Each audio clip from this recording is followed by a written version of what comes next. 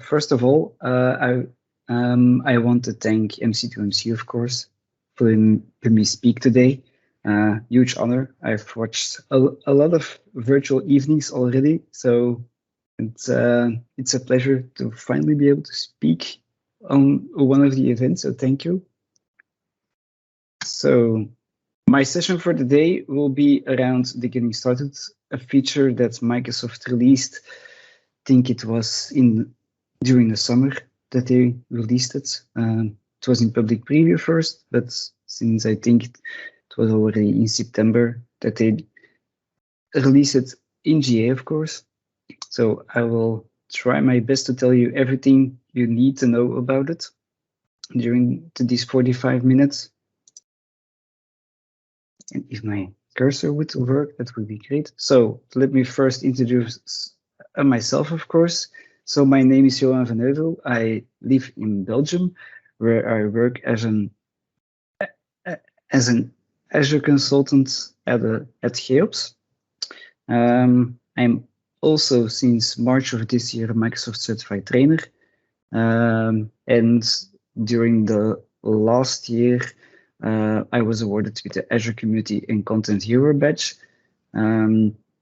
As a lot of people might know already, I'm a frequent blogger at my own blog. So I have a weekly blog about AVD, and decide that I recently started to blog more frequently about AVD and all the side components about it. I'm also the founding board member of the Belgium AVD user group. So if you ever want to speak at the event, just contact me. And as I think the most of the board members from MC2MC, I'm also on Twitter and on LinkedIn. So if you ever want to reach out, just ping me on those two. So the content for this evening, since the getting started feature is, of course, one way to deploy AVD. I will briefly also go over all the different other AVD deployment methods. Of course, the majority of the evening will be to explain the getting started wizard, of course. But also, Microsoft released another feature recently to get started with AVD, and that is called the AVD Blueprint. I will briefly go over that as well, so you can see the differences between those two.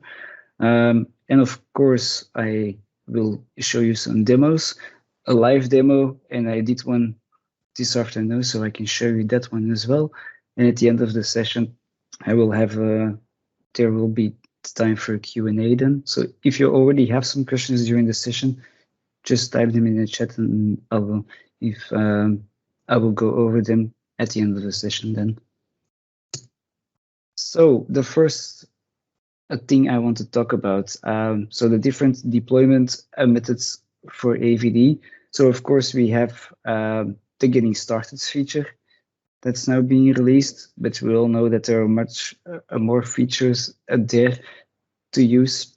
So for example, of course, everybody knows that it's better to put everything in code. So it makes sure that if you deploy it, nobody can make a mistake in your naming convention, for example. So a couple of examples using Bicep, of course. That's a very popular, of course, these days. Using PowerShell, of course, and Terraform as well. The one thing you can also do is using a pipeline in DevOps, of course, which is very handy to use, of course. And then, as you can see on the slide as well, of course, you can use the Azure Portal to deploy it. But like I already said, using the Azure Portal, you can have mistakes, of course, and you need to start over then. So the preferred way, of course, is to use the infra as code. The getting started wizard. So what is it exactly? So Microsoft knows that deploying AVD, you need to think about a lot of things. So you need to know, okay, you need your domain controller or Azure Active Directory domain services, or at the moment also AAD joint session hosts are possible. But the Getting Started wizard is there for people who don't want to consider all of these things, and they just want an easy method to deploy it. You don't need any experience with the coding part because Microsoft has done that for us. All the templates are behind it in all the runbooks. In my opinion, it's ideal if you want to use it for a proof of concept, if you want to have a deployment that's very fast, if you just want to test something. For those scenarios, I think it's ideal. One thing you need to consider with the Getting Started wizard, and I'll show that also during the demo, all the host pools that you deploy using the Getting Started wizard all have the same name. So if you use this feature and you want to make sure that you are working on the correct host pool, I really recommend that after you deploy the Getting Started wizard each time, that you put some text on your host pools immediately, because otherwise I think some people might have difficulties identifying, for example, your pooled host pool or your personal host pool. It's not in the wizard, so some people might think that the Getting Started wizard is the exact same wizard that you go through for normal deployment, but it's completely different. So certain aspects that you might see indeed. So for example, the tags, that particular blade isn't in the Getting Started wizard. So a good thing to know and to consider. So one other thing that Microsoft released, it was real, I think it wasn't long ago, I think in September, is the AVD blueprint.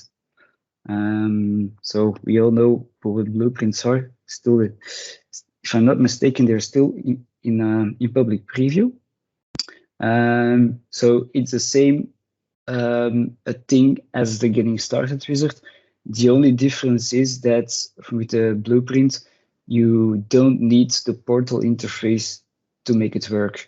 So there is, and I will show it also during the demo, there is a GitHub page where you can download the zip file. Preferably, of course, you can modify all the files you need in Visual Studio, and I will show that also during the demo. It will deploy the blueprint to the Azure portal, and it will deploy everything that's in there, of course. The same configuration that's in the Getting Started wizard, but of course you don't need to go through the Azure portal wizard to deploy it.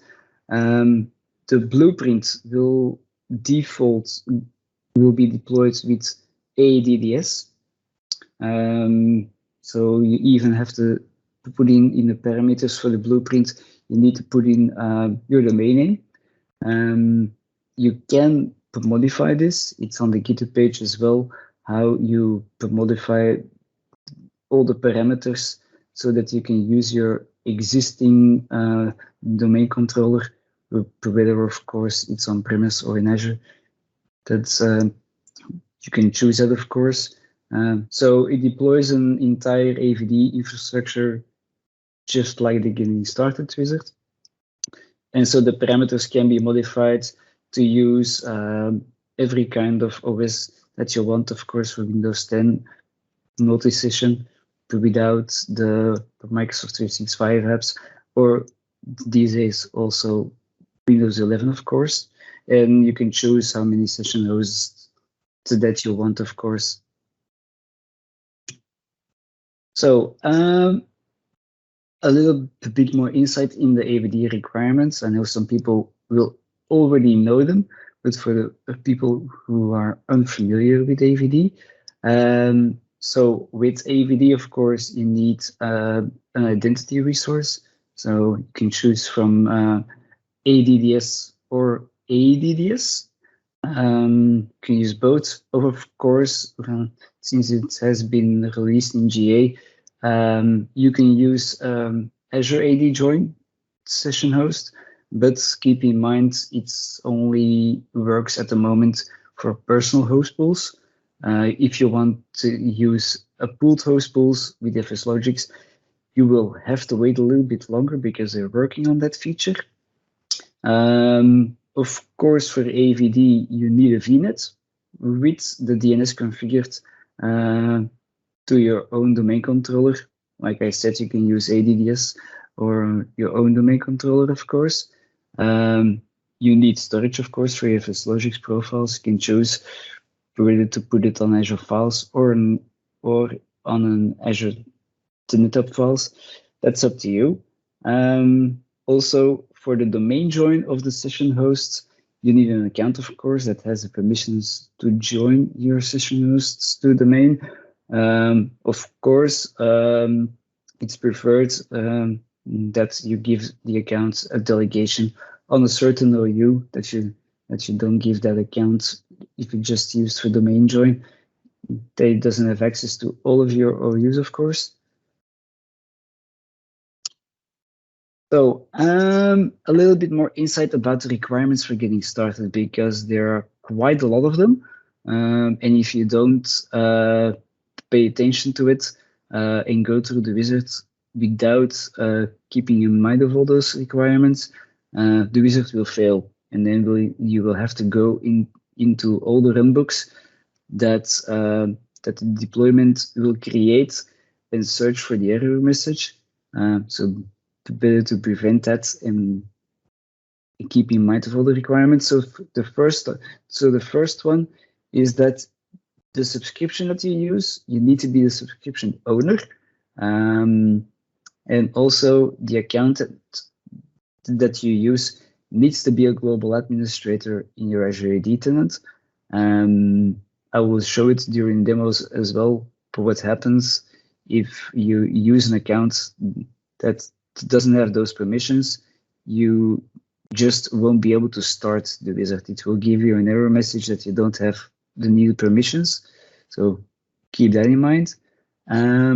Also, when you go through the wizard, you can choose, of course, whether to use ADDS or ADDS. But also in the end, you have the possibility to create a test account.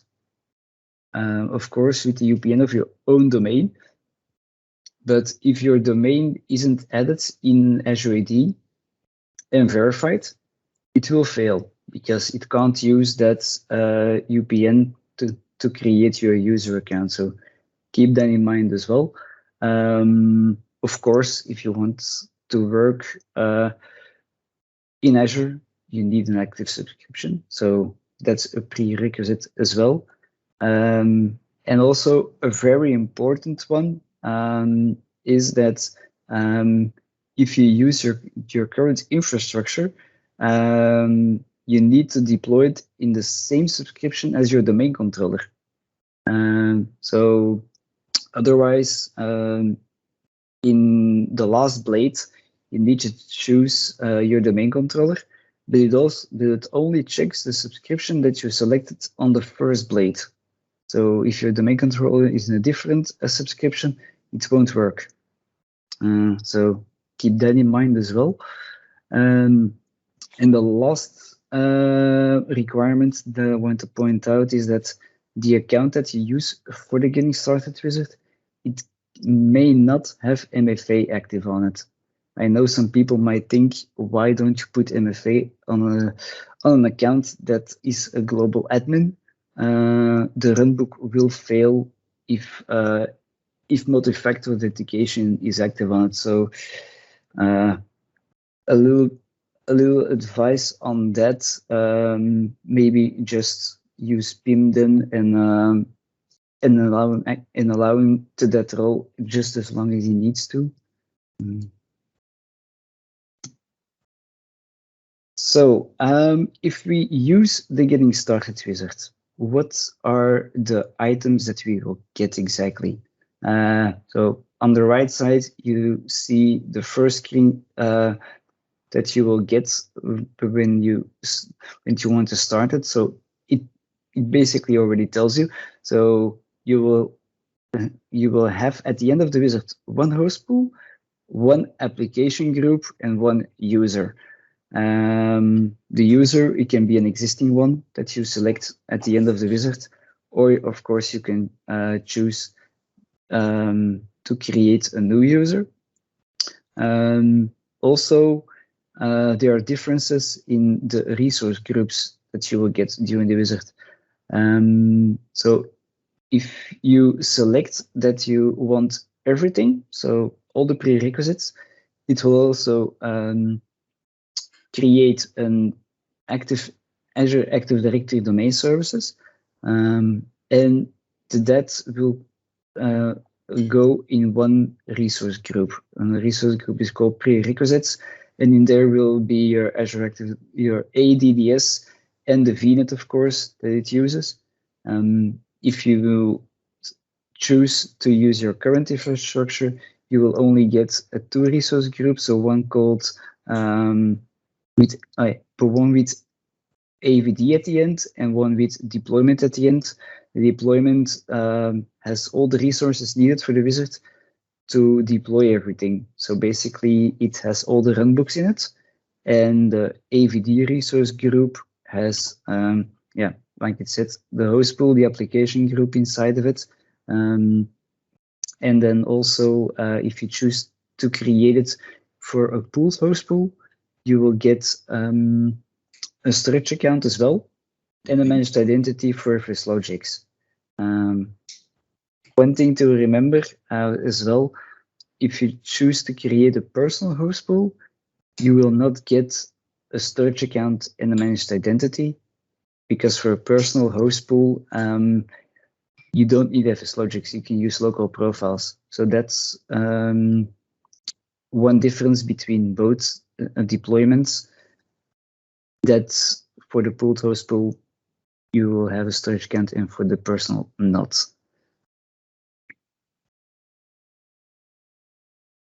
And I'm going to stop talking now and show you the wizard itself. So let me get my Azure Portal up.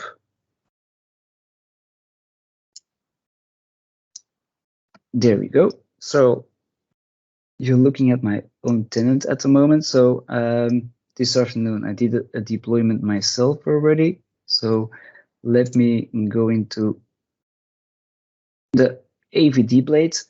And as you can see, the Getting Started wizard is already here. So you can just click on it and you will see that my account that I'm using has the needed permissions. If you want to see what happens when I use an account that doesn't have the needed permissions, this is a user account that has normal user permissions, so it doesn't have any active role at the moment.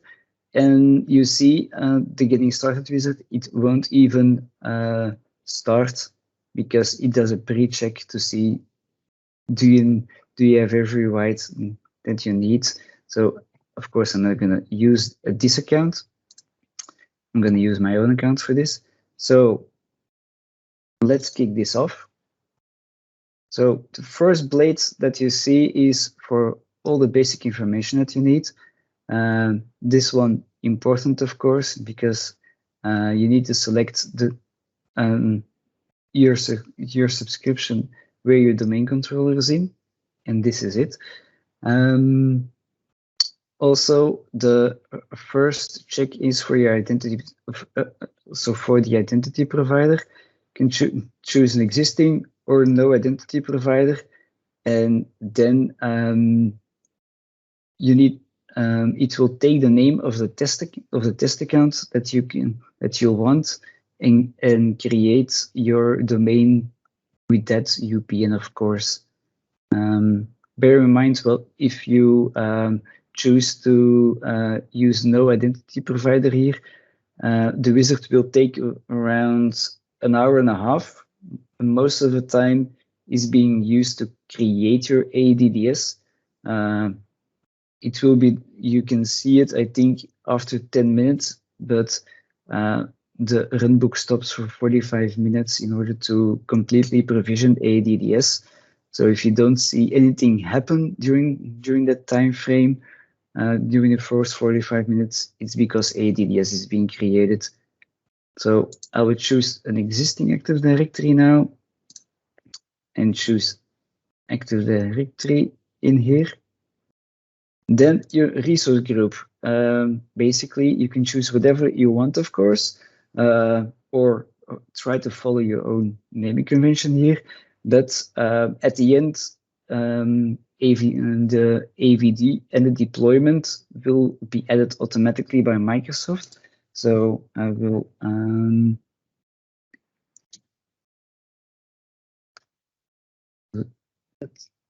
so put like this. Put PRD in there, and then at the end, Microsoft will add the AVD and the deployment. Also, your location, since I have my own VNet and domain control in West Europe, I'll put it in there. And my virtual network, take that one, because my domain controller is in that one. And now I need to provide my Azure user credentials. That is my user account that I'm logged in with. So I'll type that in.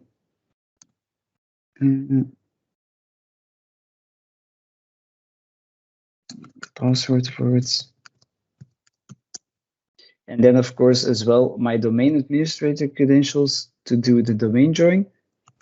It uses the same accounts.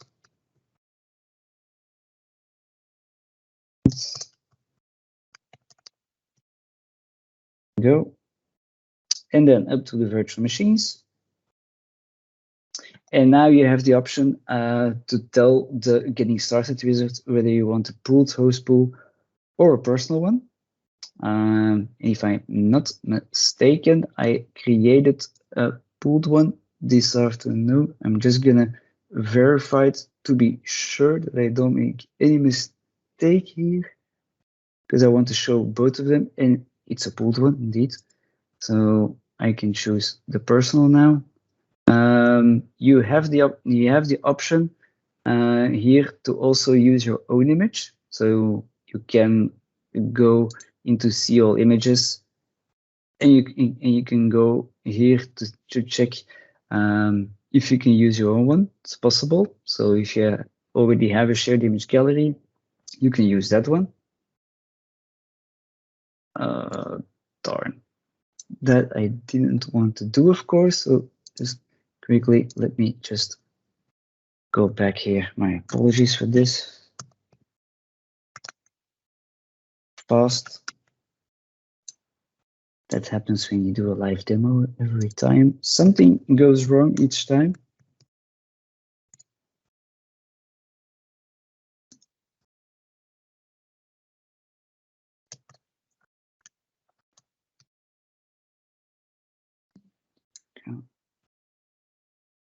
One.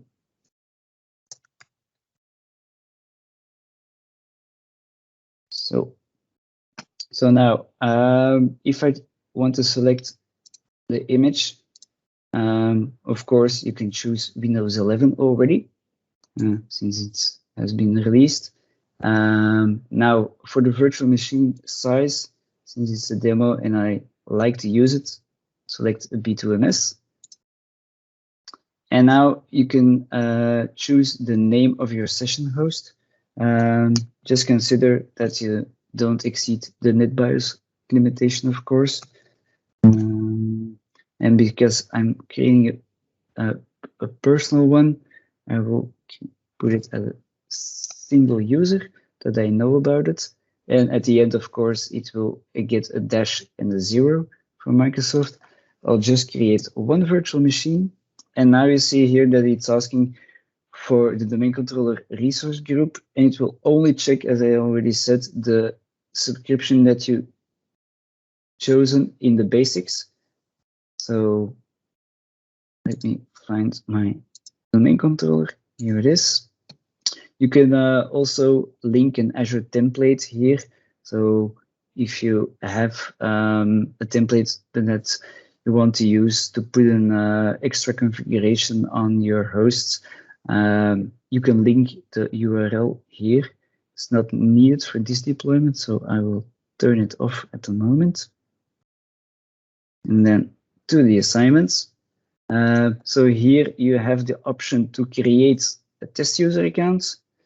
Bear in mind that, as I already said, you need to have a custom domain in your AD for that. But I already have my user, so I will turn this off and add a user from my own. So my test account, I'll add it in here. And then let's see if I made any mistakes during the visit. No, I didn't, so that is good. So I will click on create. And now we just have to wait for the magic to happen from Microsoft. In a moment, we will get a resource group which is called deployment. And in there, the first runbook will be created. And inside the runbook, so now already you can see the deployment resource group has been created, and it will start creating all those runbooks. And with all the runbooks, of course, all the magic happens. So while we are waiting, let me already show you everything that's in that deployment. So you see the first thing that happens is the automation account has been created. And then all these runbooks will be created one by one. We can go through them. So here you see each time if the job was completed. And if you want to know what's behind the runbook, you just can go here and everything will be mentioned in here that the runbook does. So here you see the role assignment has been done. If we go in another runbook and check the output, you see that the provider has been registered at the moment, and it keeps on going. So we go into the setup. We see that the job was also completed this afternoon. And if we go into the runbook, your AVD validation users has been synchronized. Bear in mind, the AVD validation users is created in your users OU. Some people might not want to sync that OU to their Azure Active Directory.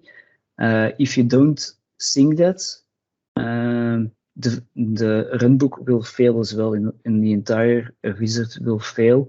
One thing you can do is already create this group in your Azure Active Directory in your own AD, and then it works as well. Just something to keep in mind as well.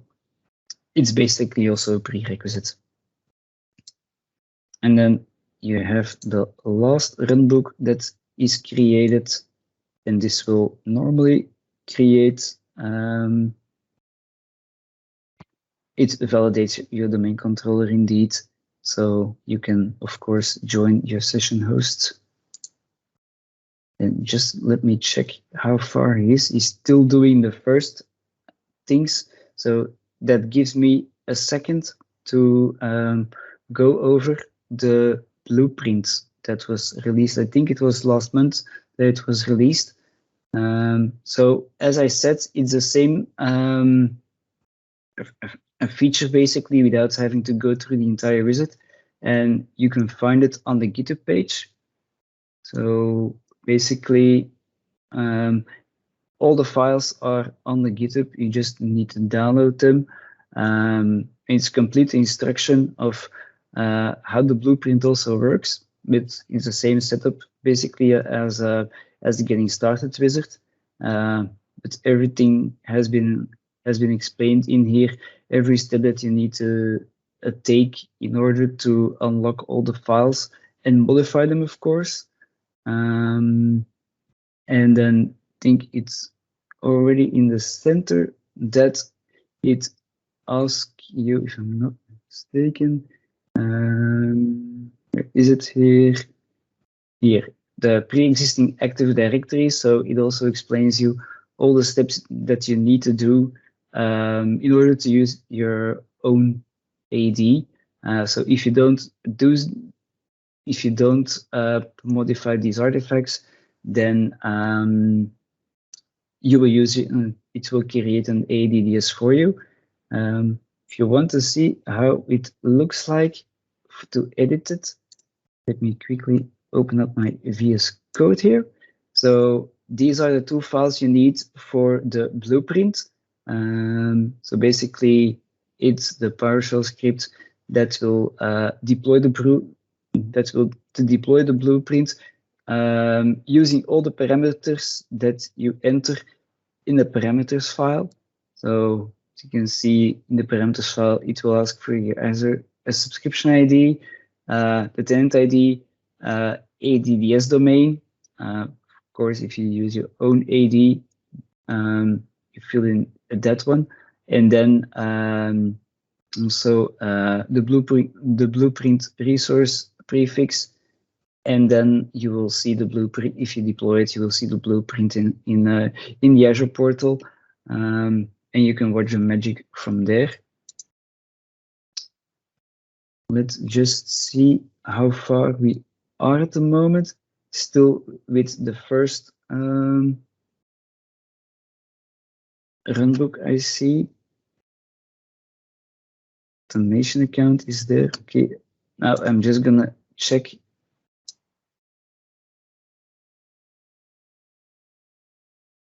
So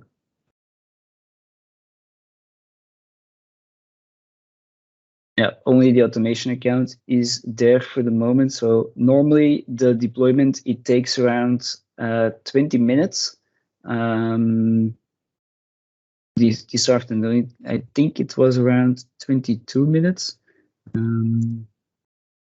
But as you can see also in the resource group for the pooled host pool that I created this afternoon, you can see I deployed one machine, of course, a NIC and the disk as well.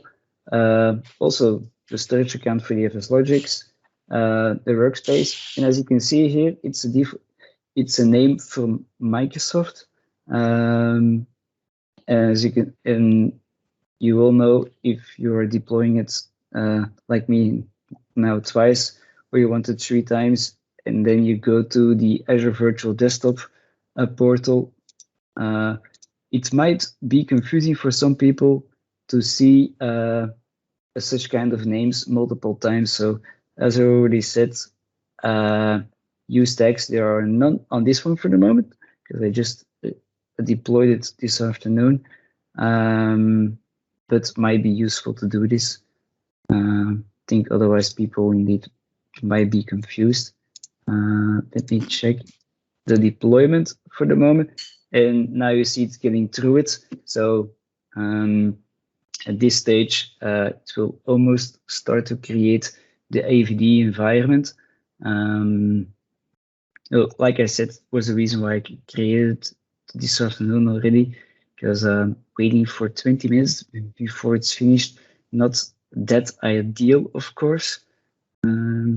So let me just quickly jump back to my presentation so I can do the rest of it. So, of course, on Microsoft, they love getting feedback from us. So they have created a Microsoft form for it. So if you have questions, feedback, or ideas, for example, like for example, the naming convention or the text might be useful that they added inside the wizard, of course. So I already put in some things as well for them. So if you use it, also use the feedback form for them. Might be used. It is very useful, especially to let the feature evolve, of course. And I see that I'm a little bit in front of time, I think. But I want to leave some time for Q&A. So if somebody has some questions, feel free to ask them.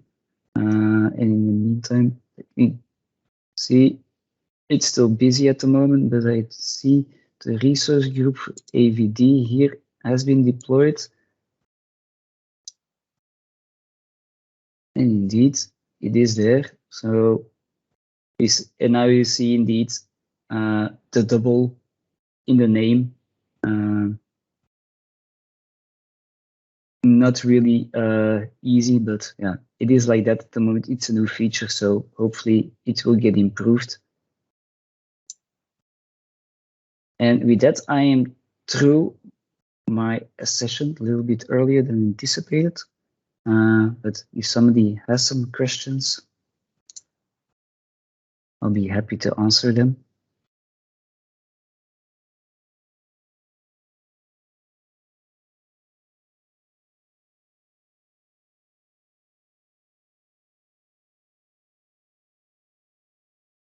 Or maybe there are none, and maybe that means that I did a good job.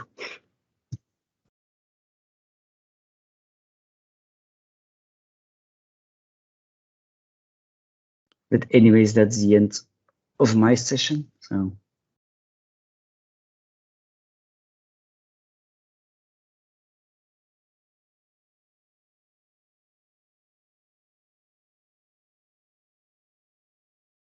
thank you.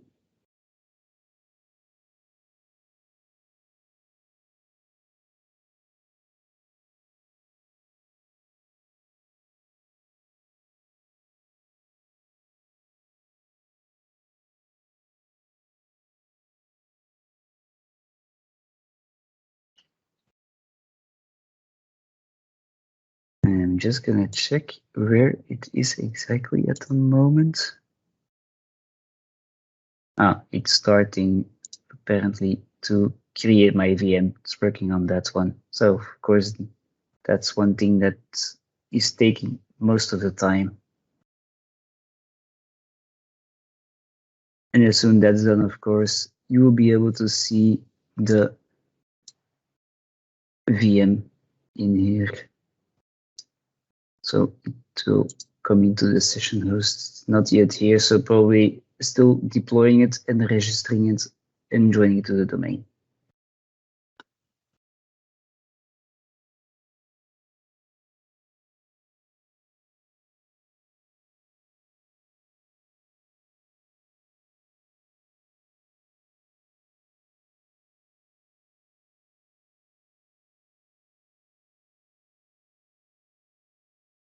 So that's it from my side. I want to thank you for your attention, of course.